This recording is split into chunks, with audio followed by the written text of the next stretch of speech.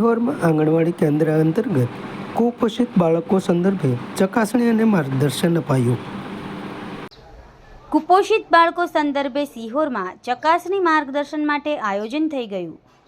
સિહોરમાં આંગણવાડી કેન્દ્ર અંતર્ગત કુપોષિત બાળકો સંદર્ભે ચકાસણી અને માર્ગદર્શન આયોજન થયેલ.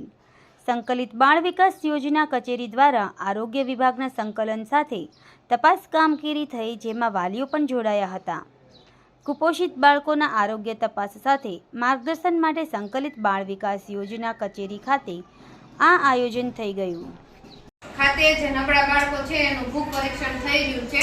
હાલ જે નબળા બાળકો છે એને આપણે CMDC NRC માં જવા માટે સમજાવેલ છે.